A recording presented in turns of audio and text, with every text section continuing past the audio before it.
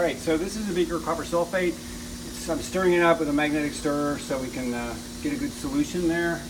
And I think it should be ready to go. Do I know how concentrated it is? No, but it's pretty concentrated. It's good enough for my demo. I'm gonna reach in there and get the magnet out. And now we're gonna do the demo. So what I have here are 4 little broken impact specimens. 2 of them are stainless steel and 2 of them are carbon steel. You can sort of tell the rusty looking one is a carbon steel and these 2 over here are stainless steel. You could also check this with a magnet. So strongly magnetic,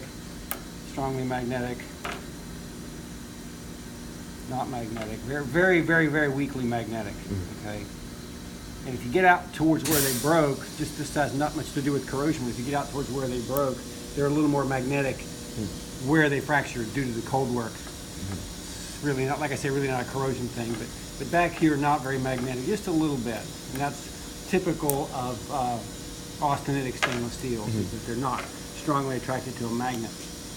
Okay, so this demonstration demonstrates what's called a metal ion replacement reaction.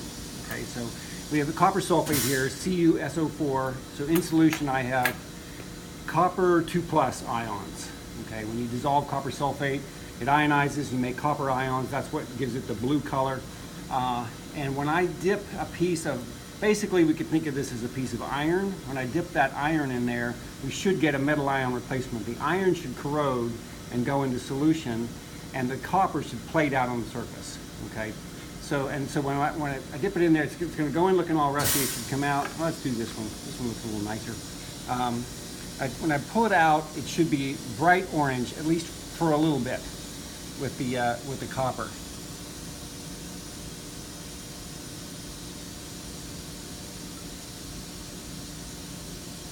There we go.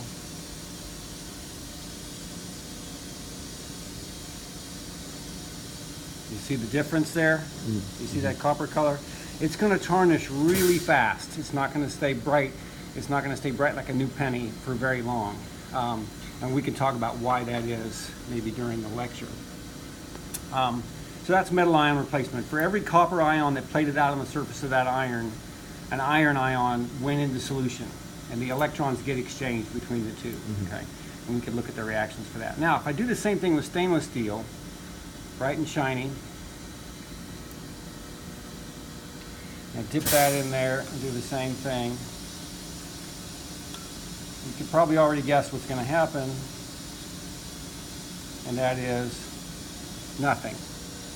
It's just like I was dipping it into a beaker of water with blue food coloring in it. You know, it's not, the metal ions won't exchange, and there's various ways that you can explain that.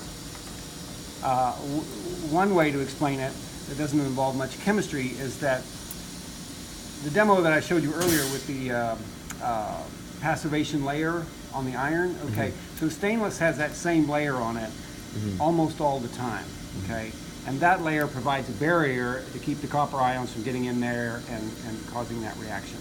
So, end of demo.